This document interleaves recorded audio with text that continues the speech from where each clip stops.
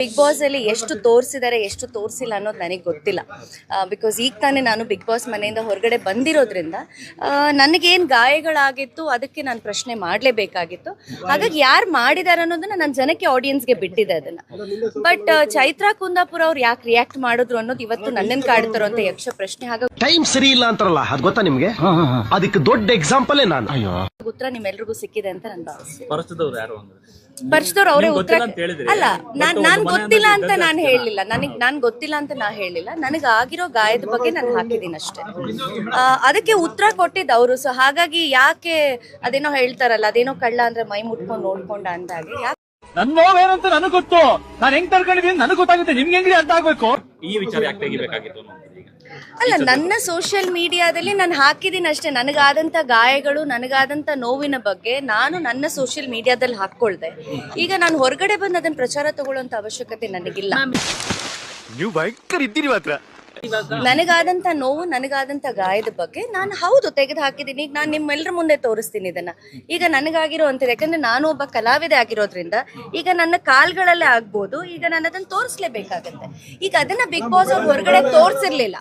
ಏನ್ ಹೊರಗಡೆ ತೋರಿಸಿರ್ಲಿಲ್ಲ ಯಾಕೆಂದ್ರೆ ನಾನು ಬಿಗ್ ಬಾಸ್ ಇಂದ ಬಂದ್ಮೇಲೆ ಎಷ್ಟೋ ವಿಚಾರಗಳು ಅಲ್ಲಿ ಆಗಿರೋದೇ ಒಂದು, ಬಟ್ ಹೊರಗಡೆ ಬಂದಿರೋದೇ ಇನ್ನೊಂದು. ಮತ್ತೆ ಅದನ್ನ ಪ್ರೊಜೆಕ್ಟ್ ಮಾಡಿರೋ ರೀತಿನೇ ಬೇರೆ.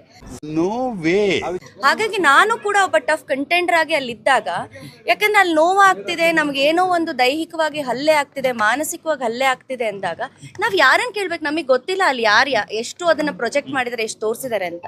ಸೊ ನನಗಾಗಿದೆ, ನಾನು ಕೇಳಿದ್ದೀನಿ. ನೋಡಿ, ಯಾವಾಗ್ಲೂ ಕೂಡ ಒಂದು ಆಕ್ಸಿಡೆಂಟ್ ಅನ್ನೋದು ಬೇರೆ. ಯಾಕೆಂತಂದ್ರೆ ಉದ್ದೇಶ ಪೂರ್ವಕವಾಗಿ ಇಂಟೆನ್ಷನಲಿ ಮಾಡುವಂಥದ್ದು ಬೇರೆ. ಸೊ ಹಾಗಾಗಿ ನನ್ನ ನೋವನ್ನ ನಾನು ತೋಡ್ಕೊಂಡಿದ್ದೀನಿ ಅಷ್ಟೇನೆ. ಸೊ ಕೆಲವರಿಗೆ ಅದು ಅವರೇ ಮಾಡಿದ್ದಾರೆ ಅನ್ನೋದೇ ಆದ್ರೆ, ಅಥವಾ ಅವ್ರಿಗೆ ಯಾಕೆ ಅದು ಆ ರೀತಿ ಬಿಂಬಿಸ್ತಾ ಇದಾರೆ ಸೋಷಿಯಲ್ ಮೀಡಿಯಾದಲ್ಲಿ ಅಂತ ನನಗೆ ಗೊತ್ತಿಲ್ಲ. ಸೊ ನನಗಾಗಿರುವಂತ ನೋವನ್ನ ನನ್ನ ಫೋಟೋನ ನಾನು ಹಾಕೊಂಡಿದ್ದೀನಿ ಅಷ್ಟೇ. ಎಲ್ಲೂ ಕೂಡ ಇಂಟೆನ್ಷನಲಿ ಅಂತ ಅಲ್ಲ, ಯಾರದಕ್ಕೆ ಉತ್ತರ ಒಂದ್ ನಿಮಿಷ ಮೇಡಮ್, ಅಲ್ಲಲ್ಲ ಪ್ರತಿಯೊಬ್ಬರಿಗೂ ಮೇಡಮ್, ಅಲ್ಲಲ್ಲ ಒಂದ್ ನಿಮಿಷ. ಈಗ ನಾನು ಹೇಳುವಂಥದ್ದು ಆಕ್ಸಿಡೆಂಟಲಿ ಆಗೋದು ಬೇರೆ ಮೇಡಮ್, ಉದ್ದೇಶಪೂರ್ವಕವಾಗಿ ಮಾಡುವಂಥದ್ದು ಬೇರೆ. ಅದನ್ನ ಹಲ್ಲೆ ಅಂತ ಕರೀತಾ, ಅದನ್ನೇ ನಾ ಹೇಳೋದು, ಅದನ್ನ ಹಲ್ಲೆ ಅಂತ ಕರಿತೀನಿ. ಎಲ್ಲೂ ನಮ್ಮ ಹತ್ರ ಬಿಗ್ ಬಾಸ್ ಬರೆಸ್ಕೊಂಡಿರಲ್ಲ ಮೇಡಮ್. ನಿಮ್ ಮೇಲೆ ನಾವು ಕಂಟೆಸ್ಟೆಂಟ್ಸ್ ನ ಒಳಗಡೆ ಕಳಿಸ್ತೀವಿ, ಉದ್ದೇಶಪೂರ್ವಕವಾಗಿ ನಿಮ್ ಮೇಲೆ ಅಟ್ಯಾಕ್ ಮಾಡ್ತಾರೆ ಅಂತ ನಮ್ಮ ಹತ್ರ ಎಲ್ಲೂ ಬರೆಸ್ಕೊಂಡಿರೋದಿಲ್ಲ. ಸೊ ನಿಮ್ಗೆ ಟಾಸ್ಕ್ಗಳಲ್ಲಿ ಆಕ್ಸಿಡೆಂಟ್ ಆಗಿ ಏನ್ ಬೇಕಾದ್ರೂ ಆಗ್ಬೋದು. ಅದಕ್ಕೆ ನೀವು ಬರೀ ಅಲ್ಲಿ ಒಂದು ಇದ್ರಲ್ಲೆಲ್ಲ ಸೈನ್ ಮಾಡಿರ್ತೀರಾ, ಬಟ್ ಎಲ್ಲೂ ಕೂಡ ನಿಮಗೆ ಒಳಗಡೆ ಬರುವಂತವ್ರು ಉದ್ದೇಶಪೂರ್ವಕವಾಗಿ ನಿಮ್ಮನ್ನ ಟಾರ್ಗೆಟ್ ಮಾಡ್ತಾರೆ ಅಂತ ಎಲ್ಲೂ ಕೊಟ್ಟಿಲ್ಲ. ಸೊ ಎಲ್ಲೂ ನಾವು ಆತರ ಡಾಕ್ಯುಮೆಂಟ್ಸ್ಗೆ ಎಲ್ಲೂ ಕೂಡ ಸೈನ್ ಮಾಡಿರೋದಿಲ್ಲ. ಇಂಟೆನ್ಷನಲಿಗೂ ಆಕ್ಸಿಡೆಂಟ್ಗೂ ತುಂಬಾ ಬಹಳಷ್ಟು ಅಜಗಜಾಂತರ ವ್ಯತ್ಯಾಸ ಇದೆ. ಮೇರಿ ಲಡ್ಕಿ, ನಿನ್ನಂತವ್ರು ಇನ್ನೂ ಈ ದೇಶದಲ್ಲಿ ಇದಾರ? ನೀನ್ ಪಾದ ಜೆರಾಕ್ಸ್ ಮಾಡ್ಕೊಟ್ಬಿಡ್ತೀರಾ? ಸಾಯಂಕಾಲ ಬೆಳಿಗ್ಗೆ ಇಟ್ಕೊಂಡು ಪೂಜೆ. ಈಗ ನಾವು ರೋಡಲ್ಲಿ ಹೋಗ್ಬೇಕಾದ್ರೆ ನಾವು ಒಬ್ಬರ ಮೇಲೆ ಬೇಕು ಅಂತ ಹೇಳಿ ಅಟ್ಯಾಕ್ ಮಾಡೋದನ್ನ ಏನಂತ ಹೇಳ್ತಾರೆ ಮೇಡಮ್? ಮೇಡಮ್, ನಾನು ಅದನ್ನೇ ಹೇಳ್ತಾ ಇರೋದು. ಈಗ ಆಟದ ಬರದಲ್ಲಿ ನಾವ್ ಎಷ್ಟೋ ವಿಚಾರಗಳನ್ನ ಮಾಡ್ತೀವಿ ಮೇಡಮ್, ಆಟದಲ್ಲಿ ಗೊತ್ತಿಲ್ಲದೆ ಆಗುವಂಥದ್ದು. ಬಟ್ ಗೊತ್ತಿದ್ದು ಬೇಕು ಅಂತ ಮಾಡೋದನ್ನ ನೀವ್ ಏನಂತ ಉತ್ತರ ಕೊಡ್ತೀರಾ ಅದಕ್ಕೆ ಕೊಡಿ. ಈಗ ಅದನ್ನ ನಾನು ಹೇಳೋದಿಲ್ಲ ಮೇಡಮ್. ಯಾರದನ್ನ ಮೈ ಪರ್ಚ್ಕೋತಾರೆ ಅವರನ್ನೇ ಕೇಳಿ. ಅಲ್ಲಲ್ಲ, ಒಂದ್ ನಿಮಿಷ,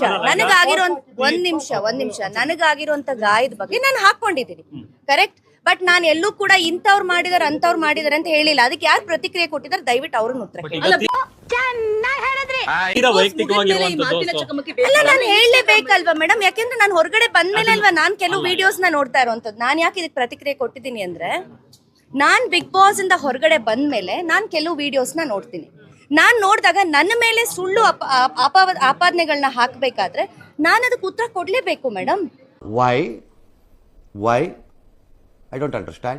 ಈಗ ನಾನ್ ಬಿಗ್ ಬಾಸ್ ಇಂದ ಹೊರಗಡೆ ಬಂದ್ಮೇಲೆ ನಾನು ಯಾರ ಮೇಲೂ ಆರೋಪ ಹೊರಿಸ್ಲಿಲ್ಲ. ನಾನ್ ಈ ಹಿಂದೆ ಬಂದು ನಾನು ಕೆಲವು ವಿಡಿಯೋಸ್ ನ ನೋಡಿದಾಗ ಯಾಕೆ ನನ್ನ ಹೆಸರನ್ನ ಕೆಲವ್ರು ತಗೊಂಡಿದ್ದಾರೆ ಅನ್ನೋ ನನಗೆ ಆಸೆ ಆಯ್ತು. ಬಿಕಾಸ್ ಅದು ಕೂಡ ಅವ್ರು ಈಗ ನನ್ನನ್ನು ಪ್ರಶ್ನೆ ಮಾಡಿದಾಗೆ ಆಟದ ಬರದಲ್ಲಿ ಆಗಿದೆ ಅನ್ನೋದೇ ಆದ್ರೆ, ಕೆಲವು ವ್ಯಕ್ತಿಗಳು ಹೊರಗಡೆ ಬಂದು ಯಾಕೆ ನನ್ನ ಹೆಸರನ್ನ ತಗೊಳ್ತಾ ಇದ್ದಾರೆ, ಅದ್ ನನಗೆ ಗಾಸಿ ಆಯ್ತು. ಸೊ ಅದೆಲ್ಲೋ ಒಂದ್ ಕಡೆ ನನಗೆ ಮನೆ ಒಳಗಡೆನೂ ಪರ್ಸನಲ್ ಟಾರ್ಗೆಟ್ ಅಂತ ಅನ್ನಿಸ್ತು, ಮನೆ ಹೊರಗಡೆನೂ ಕೂಡ ಬಂದು ನನ್ನ ಮೇಲೆ ಅಪಪ್ರಚಾರ ಮಾಡ್ತಿದ್ದಾರೆ ಅಂತ ನನಗೆ ಅನ್ನಿಸ್ತು. ಹಾಗಾಗಿ ನನಗಾಗಿರುವಂತ ಗಾಸಿಗಳ ಬಗ್ಗೆ ನಾನು ಫೋಟೋ ಹಾಕೊಂಡಿದ್ದೀನಿ. ಇಲ್ಲೊಂದು ಸಮಸ್ಯೆ ಖಂಡಿತ ಇದೆ. ಈ ವಿಚಾರಕ್ಕೆ ನಿಮ್ ಈಗ ಪರ್ಸನಲ್ ವಿಚಾರಕ್ಕೆ ಮ್ಯಾಮ್ ಜಾನ್ವಿ ಅವರು ಕೂಡ ರಿಯಾಕ್ಟ್ ಮಾಡಿದ್ರು, ಅವರು ಕೂಡ ಕಮೆಂಟ್ ಮಾಡಿದ್ರು. ಹೌದು. ಸೊ ಮನೆ ಒಳಗ್ ಕೂಡ ಸಪೋರ್ಟಿವ್ ಆಗಿದ್ರು, ಹೊರಗಡೆ ಬಂದ್ಮೇಲೆ ಕೂಡ ನಿಮ್ ಪರವಾಗಿ ಕಮೆಂಟ್ ಮಾಡಿದ್ರು. ಹೌದು. ಸೊ ಚೈತ್ರ ಅವರು ಅದಕ್ಕೆ ಮತ್ತೆ ರಿಯಾಕ್ಟ್ ಮಾಡಿದ್ರು. ಸೊ ಇದ್ರ ಬಗ್ಗೆ ಮೇಡಮ್ ಅವ್ರ ರಿಯಾಕ್ಷನ್ ಬಗ್ಗೆ ನಾನು ಏನೂ ಮಾತಾಡಲ್ಲ. ಯಾಕೆಂತಂದ್ರೆ ಅವ್ರು ಏನಕ್ಕೆ ರಿಯಾಕ್ಟ್ ಮಾಡಿದ್ದಾರೆ, ಯಾಕೆ ರಿಯಾಕ್ಟ್ ಮಾಡಿದ್ದಾರೆ ಅನ್ನೋದು ನನಗೆ ಗೊತ್ತಿಲ್ಲ. ನನ್ನ ಪೋಸ್ಟ್ ನನಗೆ ಈ ರೀತಿ ಗಾಯ ಆಗಿರೋದನ್ನ ಅಷ್ಟೇ ನಾನು ಹಾಕೊಂಡಿರೋದು. ಎಲ್ಲೂ ಕೂಡ ನಾನು ಯಾರ ಹೆಸರನ್ನು ಕೂಡ ಹಾಕೊಂಡಿಲ್ಲ. ಸೊ ಇದಕ್ಕೆ ಉತ್ತರವನ್ನ ಅವ್ರು ಯಾಕೆ ಕೊಡ್ಬೇಕು? ನೋಡಕ್ಕಾಗ್ದೆ, ನಗಕ್ಕಾಗ್ದೆ, ಅಳಕ್ಕಾಗ್ದೆ, ಬಾಳಕ್ಕಾಗ್ದೆ, ಸಾಯಕ್ಕಾಗ್ದೆ, ಮರಿಯಕ್ಕಾಗ್ದೆ, ನನ್ ಬಾಳ್ಗಷ್ಟು ಬೆಂಕಿ ಹಾಕ. ಇಷ್ಟೇ ಸಿಂಪಲ್ ಆಸ್ ದಟ್. ನನಗಾಗಿರುವಂತ ನೋವನ್ನ, ನನಗಾಗಿರುವಂತ ಗಾಯಗಳನ್ನ ನಾನು ಫೋಟೋ ತೆಗೆದು ಹಾಕೊಂಡಿದ್ದೀನಿ ನನ್ನ ಸೋಷಿಯಲ್ ಮೀಡಿಯಾದಲ್ಲಿ. ಬಟ್ ಎಲ್ಲಾದ್ರೂ ನಾನು ಯಾರ್ದಾರು ಹೆಸರುಗಳನ್ನ ಹಾಕೊಂಡಿದ್ದೀನ? ಯಾರ್ದು ಹೆಸರು ಹಾಕಿಲ್ಲ. ಹಾಗಾಗಿ ಅವ್ರವ್ರಿಗೆ ಯಾರ್ಯಾರಿಗೆ ಏನೇನ್ ಬೇಕೋ ಆ ರೀತಿ ಅವರೇ ಬಿಂಬಿಸ್ಕೊಂಡು ಅವರೇ ಅದಕ್ಕೆ ಉತ್ತರ ಕೊಡ್ತಾ ಇದ್ರೆ ನೀವು ಅವರನ್ನೇ ಕೇಳ್ಬೇಕು. ನನಗೆ ಗೊತ್ತಿಲ್ಲ ಅದು ಯಾಕೆ ಅವ್ರು ಆ ರೀತಿ ಹೇಳ್ತಿದ್ದಾರೆ ಅಂತ. ಅಪ್ಪಿ ಇದು ಯಾವ್ದೋ ಫ್ಲಾಶ್ ಬ್ಯಾಕ್ ರೆಬಲ್ ಸ್ಟಾರ್ ಅಂಬರೀಶ್ದು ಹಳೇದು ಅಕ್ಕಿಲ್ಲ ಬೆಳೆ ಇಲ್ಲ ಚಕ್ರ ಕತೆ ಇದಂಗಿದೆಯಲ್ಲಪ್ಪಿ. ಆಗ್ಲಿ ಗಂಡಂದ್ರ ವಿಚಾರ ಆಗ್ಲಿ ಈ ತರದೆಲ್ಲ ಬರೋದು ಅದ್ ನನಗೆ ಗೊತ್ತಿಲ್ಲ ಸರ್. ಈಗ ಅದು ಯಾರು ಹಾಕೊಂಡಿದ್ದಾರೆ? ಚೈತ್ರ ಅವರು. ಯಾರು? ಚೈತ್ರ ಅವರು. ಚೈತ್ರ ಕುಂದಪ್ಪ ಅವ್ರು. ನೀವು ಅವ್ರನ್ನೇ ಕೇಳ್ಬೇಕಲ್ವ ಸರ್? ನನಗೆ ಗೊತ್ತಿಲ್ಲ. ಯಾಕೆಂತಂದ್ರೆ ಅಂತ ಸಂಸ್ಕಾರ, ಅಂತ ಒಂದು ಒಳ್ಳೆ ಮಾತುಗಳನ್ನ ಅವ್ರು ಮಾತಾಡ್ತಿದ್ರೆ ಬಹುಶಃ ಅವ್ರು ಸೋಷಿಯಲ್ ಮೀಡಿಯಾದಲ್ಲಿ, ಈಗ ನನ್ನ ಗಾಸಿ ಬಗ್ಗೆ ನಾನು ಹಾಕೊಂಡಿದ್ದೀನಿ. ಈಗ ನೀವು ಕೇಳಿದ್ರೇನೋ 3 ಗಂಡಂದಿರು ಚೆಕ್ ಬೌನ್ಸ್ ಅಂತ, ಬಹುಶಃ ಅವ್ರು ಮಾಡಿರೋದನ್ನ ಅವ್ರು ಹಾಕೊಂಡಿದ್ದಾರೆ ಅಂತ ಅನ್ಸುತ್ತೆ. ನನಗೆ ಗೊತ್ತಿಲ್ಲ. ಮತ್ತೆ ಭೇಟಿಯಾಗೋಣ. ನಮಸ್ಕಾರ.